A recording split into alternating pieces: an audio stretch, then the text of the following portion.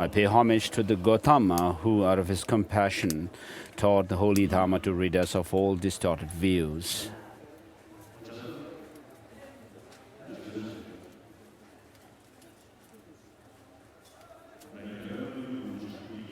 So the 100 volumes of the Kangyur and then the 220 something volumes of Tengyur. So if we just put it up on the altar, we just have to say, oh, these are the Buddhist texts, scriptures. But if you look at the content of these volumes, what it shows is how to transform this mind that we have now as of an ordinary person, transforming and culminating into the mind of a Buddha, the omniscient state.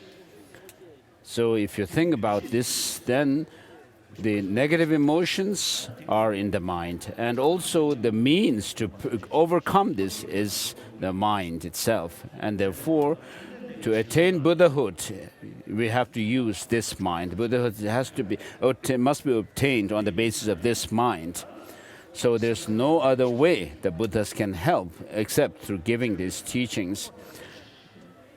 And so in psychology, what we learn is what are the negative thoughts and emotions that we have to overcome, and how they cause us trouble, and what are the means to counter these negative emotions. And so, in Buddhist literature, we have very extensive explanation of mind and psychology.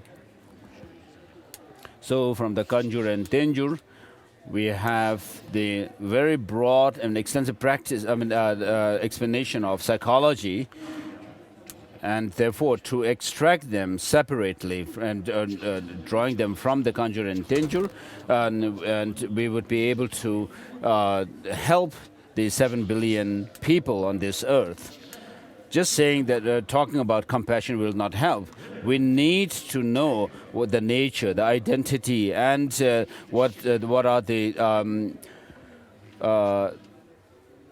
benefits and what are the disadvantages of going against the opposites of these, and so forth. And so, if we could introduce psychology in the modern education system, beginning with the kindergarten up to university level, so it would be really beneficial. And so, in America, there are many scientists. So, some magazines actually picked up one renowned scientist, like Richie. I think his Holiness mentioned Richie Davidson, and so he was one of the Man of the Year in the.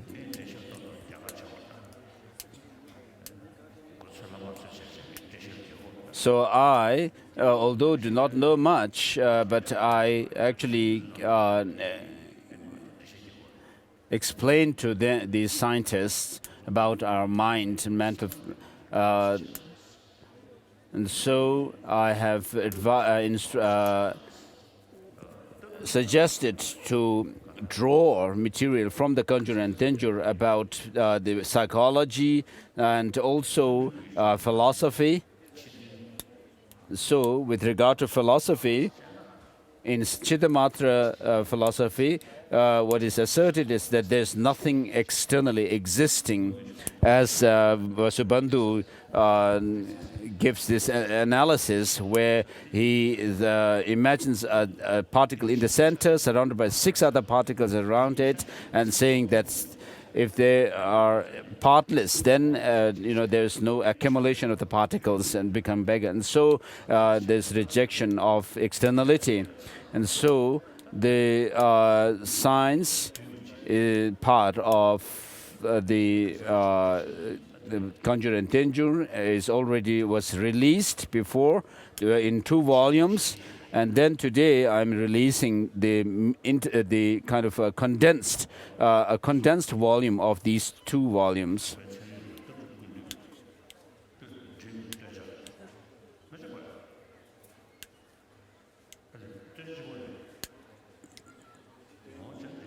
So this is the philosophy volume on Buddhist philosophy.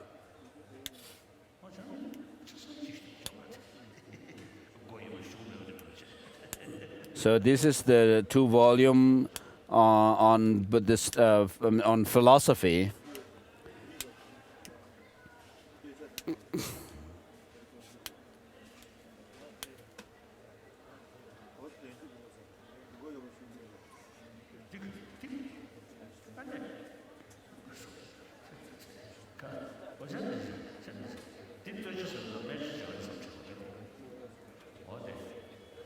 So this is the condensed volume of the first 2 volumes.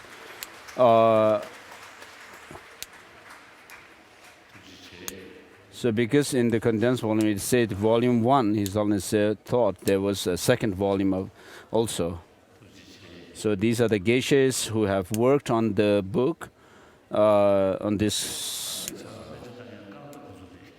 So these are the geishas who actually read through the Kanjur and Tenjur until their eyes got sore.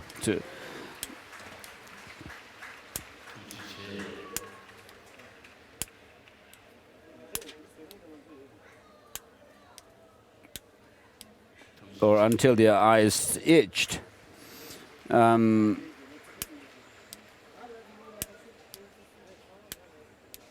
So His Holiness thanking each of these geishalas. There are basically 4 or 5 geishas, and this monk is from Lam Rim Monastery, helping with the compilation of the book.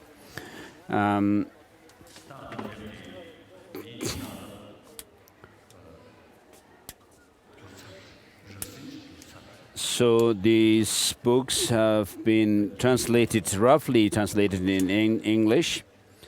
And also in Chinese, much of the books are also translated. And then in Hindi also. Where is Ngama Sandela? Is the Hindi translation complete? Where have you come? How far have you done?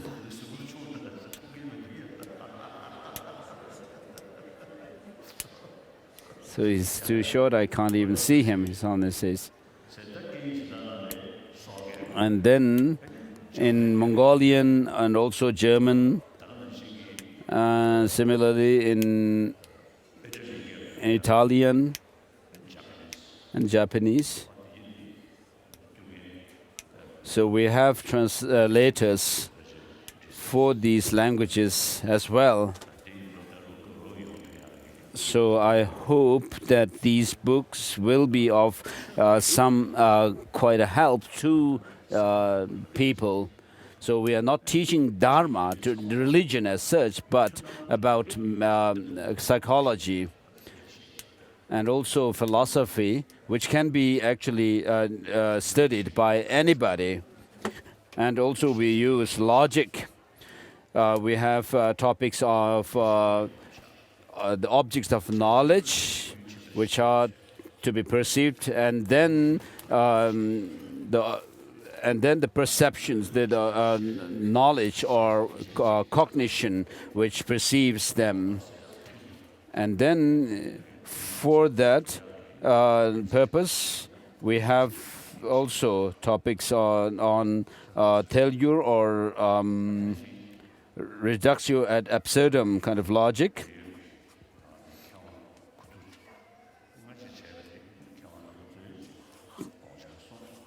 To overcome the doubts, and then logic, formal logic, for gaining, giving conviction. And so I would like to thank everyone who have worked for many months, and also these mainly these 4 or 5 geishas who have worked very hard on these volumes. And then Daryab Rinpoche, led by Daryab Rinpoche, the Darya people have made this Tenshuk offering earlier. I would like to thank you all also. And in Rinpoche's presentation of this booklet, he has written quite well, and you have actually sprayed some tsampa on me, sprinkled some tsampa on me, which means you have praised me. I would like to thank you all. And with regard to Tögyal issue, Rinpoche has actually made things clear in this booklet. And whether in exile or inside Tibet, you have to be impartial and not just stubbornly hold on to some tradition or claim.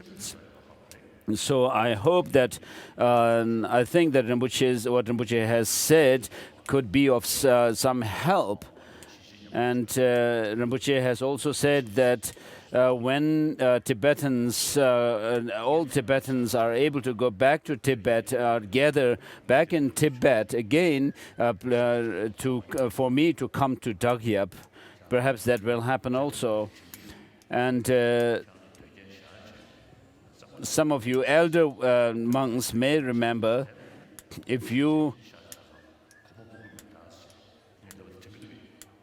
do you remember that what I said at that time in those days, that if you don't leave the practice of Tögyal, I will come to Jangtse Monastery, and if you don't, then I will never step into the premise of Jangtse Monastery.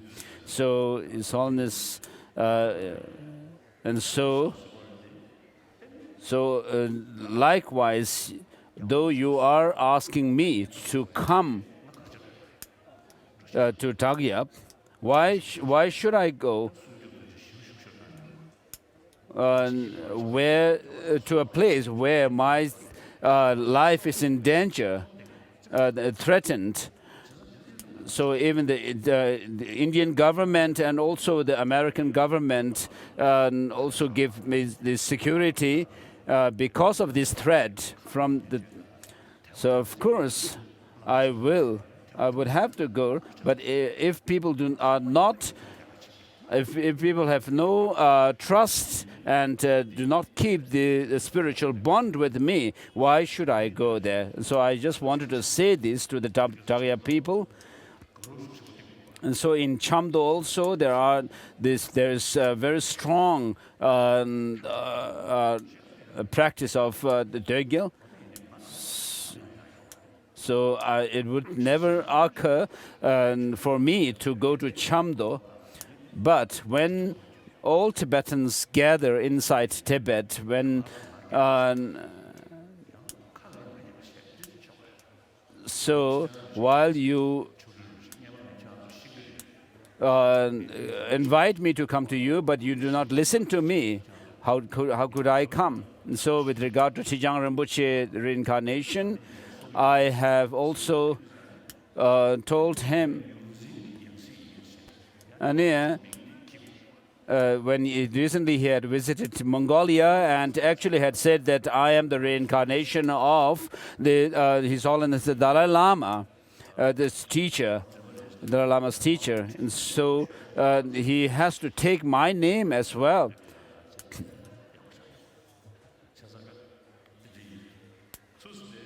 So on the one hand, they also the people, Tögyal people also say that I am a false Dalai Lama, and in America, they protest against me, and I only feel compassion for them, and I don't really mind the negative words. And so I usually visit many different religious places and shrines and temples and mosques and so forth. So in America they had put up. With due respect, of course, And I respect all these religious traditions and visit their temples and so forth. And so they have shown, put up a picture of me with a Muslim hat, wearing a Muslim hat, and saying that I am Muslim and not a Buddhist. And so, on the one hand, the people are saying that I am a false Dalai Lama, but on the other hand, Trijang Rinpoche is claiming that he is the reincarnation of the tutor to His Holiness the Dalai Lama, and so this is being dubious, and so cunning, and so of course, whether you want to propitiate Dorgyal or not is up to you.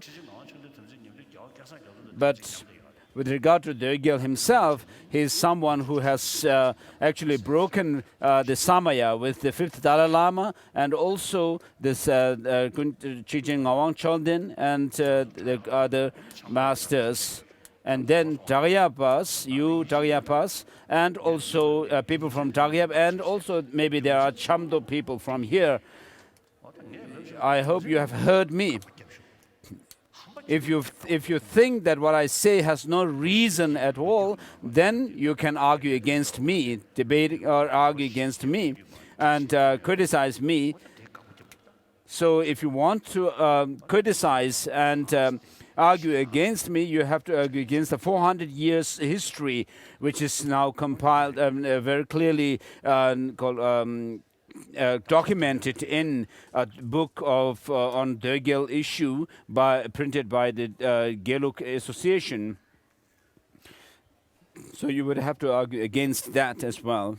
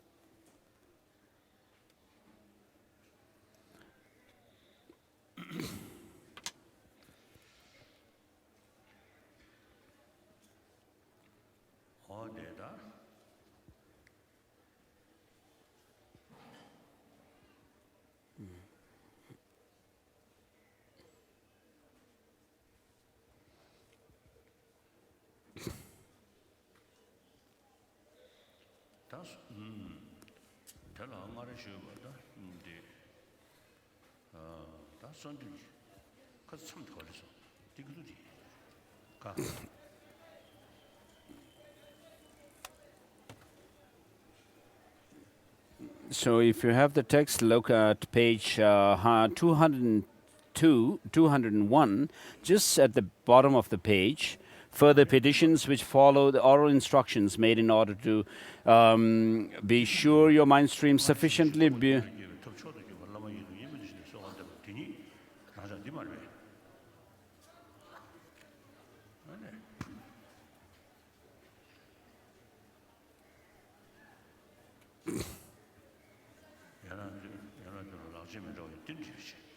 This has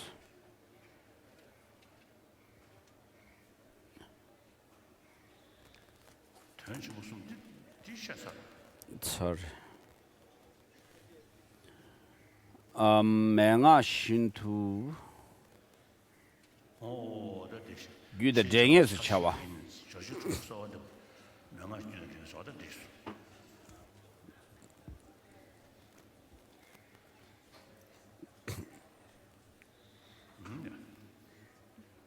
Menga shintu gyuda sowa depa gyuda denge chawa.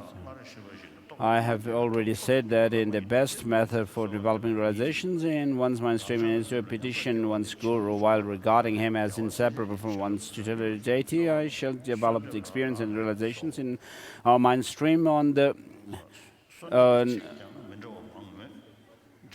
On the strength of the blessings we receive and the blessings of the victorious ones and their children will be absorbed into the mainstream as a result of petition. This petition was worded in many different ways. By the following passages, the most blessed one of all, they say, it is pity not to use this version in one's sincere recitations. So my glorious root guru, take your place on the lotus throne and so forth.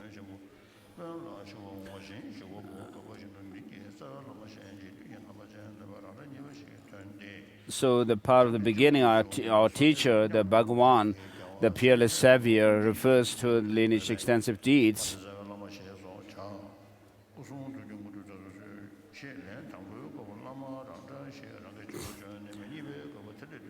And extensive deeds, Sakyamuni, peerless exponent, superior savior, refers to the lineage of profound view. Both have petitions to our teachers who initiated both lineages.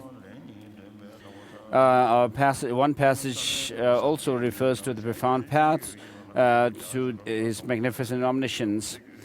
Peerless exponent is a way of praising Siddhartha, who taught the doctrine of interdependent origination. When you have to consult an official about a very important matter, you need a well-connected person to act as your advocate. So a duplicate splits from the figure of your root guru in front of you. The way he appears as you normally see him. This duplicate takes its place on the crown of your head. Imagine that he pleads with the victorious ones, the children, on your behalf when you recite the first repetition of the last line of the verse. May glorious root guru, the siddhis of the speech and mind, the duplicate transfers into the crown, to the crown of your head, and petitions the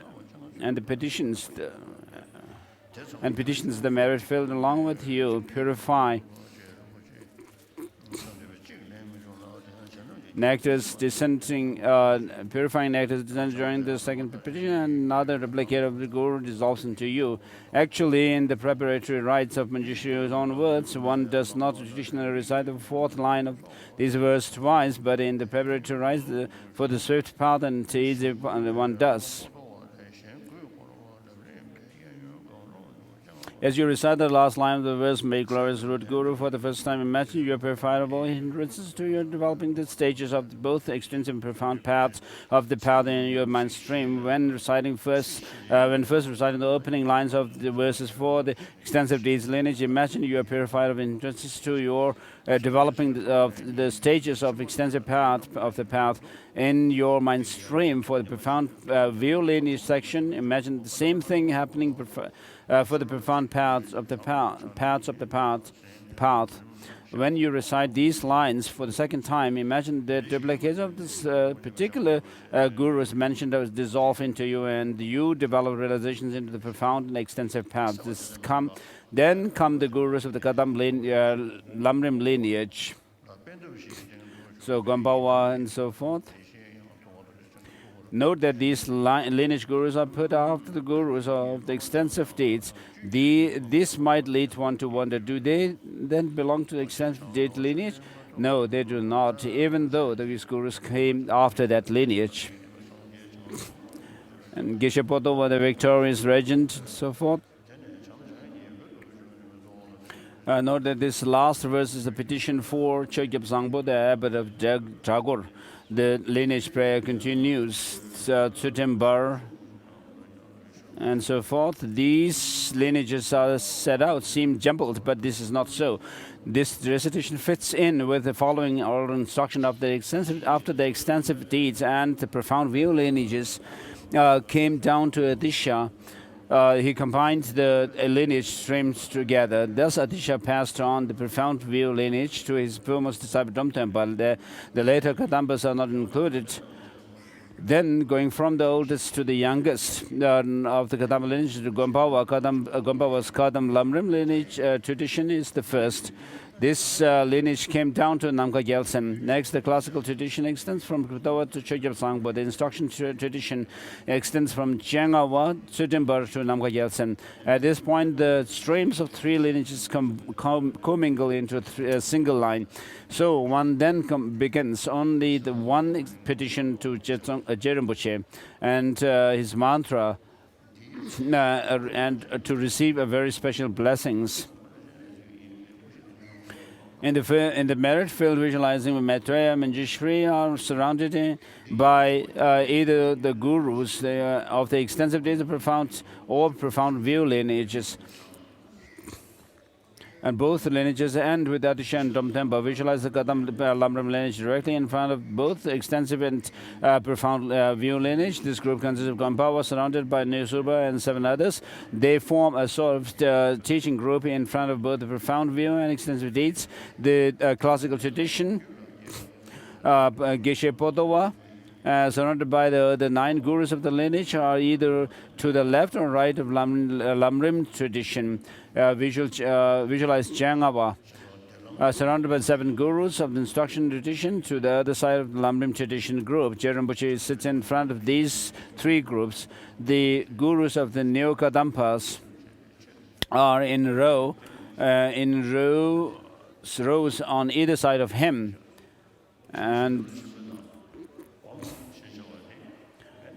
And then in Lam Rim Chemo, Gom, the term for meditation, means that this mind, which is overcome with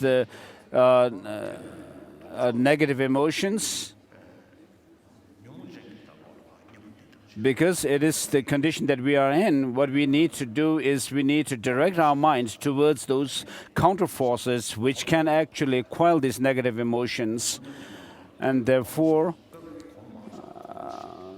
in the Abhisamaya Alamkara, we come across these 2 words, Gom and Kom. And so, what Gom or meditation refers to is, this term for meditation refers to is familiarizing your mind with some practice or object, with which once you become acquainted and familiar, then you can actually do the thing. For example, in the case of some skills that you learn, you need practice and training, and then once you are trained, then you will be able to do the thing without any much effort. And so when you are able to direct your mind spontaneously through this training and familiarization, that is the purpose of doing meditation. And then within the meditation, we have the meditation where the mind actually becomes or takes on the form or the image of the object. For example, the impermanence or selflessness. But what you need to do is, of course, our mind, of course, is selfless, impermanent, and therefore we need to understand selflessness, knowing that the object which this grasping at some self and existence does not exist. The object does not exist, and therefore you meditate on that lack of the self and familiarize your mind with that object. And then there are other meditations where your mind actually is imbued with that meditation itself, like compassion and so forth. So while you repeat, this meditation is quite short, but each verse is like a distillation of each of the Guru's life story. If you memorize these verses, when you recall these gurus, you will be rejoicing in their deeds and will develop this desire to study. While you repeat the last line of this verse the second time, while you recite the other lines containing the individual brief biographies, feel that you are receiving the same qualities as they did from the transmitted and realized teachings. Traditionally, one adds the one further verse at the end, Glorious Lama, in your biography and so forth.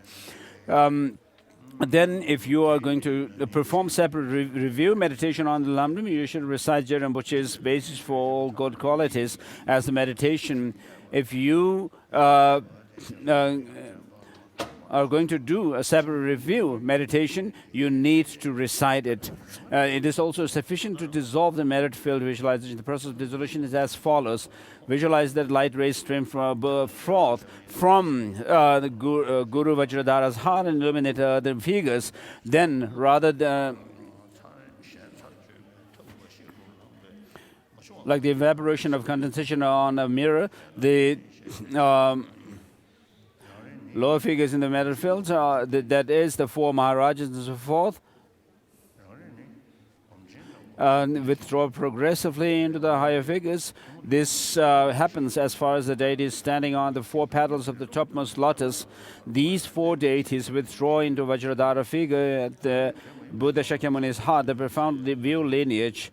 Gurus withdraw into Guru Manjushri, the extensive lineage into Guru Maitreya, the consecrated practices lineage. Consecrated practice lineage into Guru Vajradhara, and your personal gurus from whom you receive teachings withdraw into the figure of your root guru in his everyday form, the one in which you normally see him.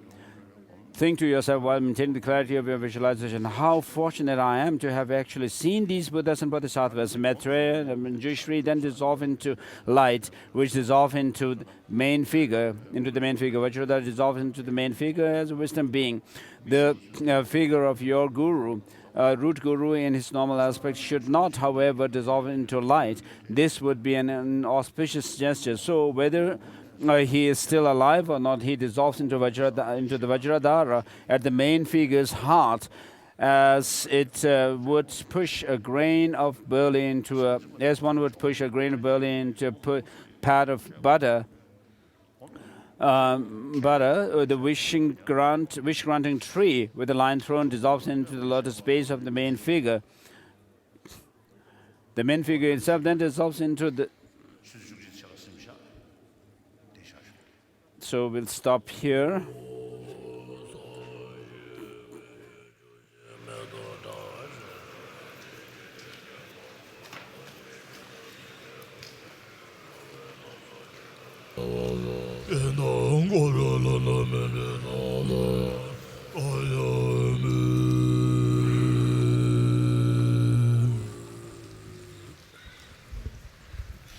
Mm-hmm.